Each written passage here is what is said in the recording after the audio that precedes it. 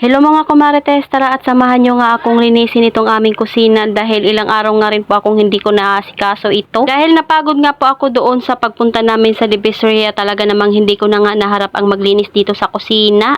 Tapos na nga po ang Christmas party ng aking mga anak, kaya naman makapaglilinis nga po ako dito sa bahay.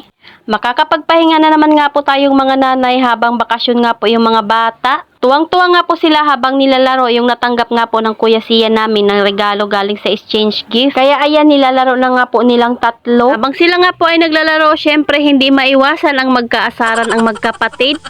Kasali nga rin po nila yung papa nilang maglalaro at talaga namang hindi rin nagpapatalo. Inaasar pa nga niya yung kanyang mga anak. At dahil tinuturuan nga ng papa yung bunso, kaya naman laging natatalo si kuya. Kaya mas okay na nga po talagang wala silang cellphone para nga po ganito na lang po yung mga ginagawa nilang laro. Yung perang dala niya nga po sa school na binigay ng lolo niya ay hinulog niya na nga rin po sa alkansya niya. Kaya pag meron nga po talaga siyang gustong bilhin, kumarites, galing nga rin po yun sa alkansya niya. Ang dami niya nga pong natanggap na regalo at tuwang-tuwa nga po siya dahil yun nga po yung gusto niya ang mag-drawing. Habang busy nga po sila, isinimulan ko naman nga pong ayusin itong aming kusina. Hindi naman ganun kadami yung hugasan dahil kinainan nga lang po namin ito ngayon. At dahil hindi pa nga po naililigpit yung mga pinaghugasan, ay iniligpit muna bago nga po ako maghugas ulit. Uunahin ko nga lang pong ligpitin muna itong aming kusina dahil naglalaro pa nga po sila doon sa sala. Ang sala nga po namin ay makalat dahil yung pangapaninda nga po namin ay nakakalat pa doon. Hindi ko nga po muna maayos dahil sabi ko nga kay Jowa, harangan na muna yung sa taas para nga po hindi dumiretso yung init ng araw dito. Direkta nga po yung sikat ng araw dito sa aming tindahan, kaya sabi ko harangan niya muna bago ko nga po ayusin yung mga candy doon. Hindi pa nga po niya maharap kumarites dahil may pasok nga po siya sa trabaho. Pas na nga lang daw dahil wala naman siyang extra, yun na nga po yung aasikasuhin niya. Hugas nga po kumarites, lagi ko nga po inuuna itong aking bagong biling lutuan. Nga po siya pwedeng isabay sa mga hugasin dahil nga po baka magasgas ng mga kutsara. Kung hindi ko naman mauna, ito nga po ay pinapahuli ko. Bago kasi pwedeng hugasan iyon ay kailangan mo munang palamigin. Kailangan talaga natin ingatan yung mga gamit na madaling masira para nga po tumagal. Pangalawang remembrance ko nga po iyon sa Facebook. Nakakatuwa lang talaga habang ako nga po ay nagpo-post ng mga video sa Facebook ay nabibili ko rin yung mga gusto kong bilhin na gamit sa bahay. Iman ito malalaking bagay pero para sa akin nga po iyon ay malaking tulong na sa amin. Yun nga po ay hindi naman ganun kalaki yung sinasahod ko sa Facebook pero okay nga lang po iyon. Lahat naman ay nagsisimula sa maliit at hindi mo nga kailangan magmadali. Pero hindi rin talaga madaling mag-isip ng iko-content mo sa araw-araw. Lalo na nga po kung hindi ka naman umaalis ng bahay at hindi ka rin nagpupunta sa ibang lugar, talagang paulit-ulit lang yung ginagawa ko. Kung hindi nga po gumagawa ng gawaing bahay ay ako naman ay nag-aayos sa aming tindahan. Kaya nagpapasalamat talaga ako doon sa mga patuloy na nanonood nga po ng video ko, lalo na nga po yung mga nag-share. Abay kung hindi sa inyo, hindi rin naman ako magkakaroon ng kita dito sa Facebook. Para doon nga po sa mga bago kong followers, alam nyo ba na yung hanging cabinet ko rin, ayan nga po yung una kong sahod sa Facebook. Gumaganda nga rin po itong aking kusina dahil nga rin po sa pag-DIY namin ni Jowa. At dahil tapos na nga po ako maghugas ng aming mga hugasin, ang next ko naman gagawin ay magsali ng mga toyo at suka doon sa aming lagayan. Dahil ubos na nga po iyon, bago nga po ako magsasalin ay kailangan ko munang ubusin. Salinan ko na nga rin po itong lagayan ng aming sabon na panghugas dahil ubos na nga rin po ito. Binaklas ko nga po muna at hinugasan para nga po malatiling malinis ito dahil alam nyo naman kulay puti nga po ito. Ko na nga po muna yung mga lagayan ko, marites. So naman nga po itong toyo ay talagang mahirap nga po itong hugasan dahil bumabakat nga po yung pinakatoyo niya doon sa lagayan. Pag nanay nga tayo, talagang paulit-ulit lang yung ating ginagawa. Yung lagayan na nga po ng toyo yung hinugasan ko, kumarites, talagang nahirapan nga po akong tanggalin yung mga nakabakat na toyo doon sa lagayan. Pero syempre sisikapin ko nga pong tanggalin iyon. Buti na lang talaga at natanggal ko pagkatapos ko nga pong sungkit-sungkitin. Ito nga lang po muna yung gagawin ko ngayong araw na to at bukas nga po ay lilinisin ko naman yung aming tindahan. Naman nga po at nandito si Jowa noon at merong tutulong sa akin. Salamat sa panonood ko, marites. Follow for more. God bless us.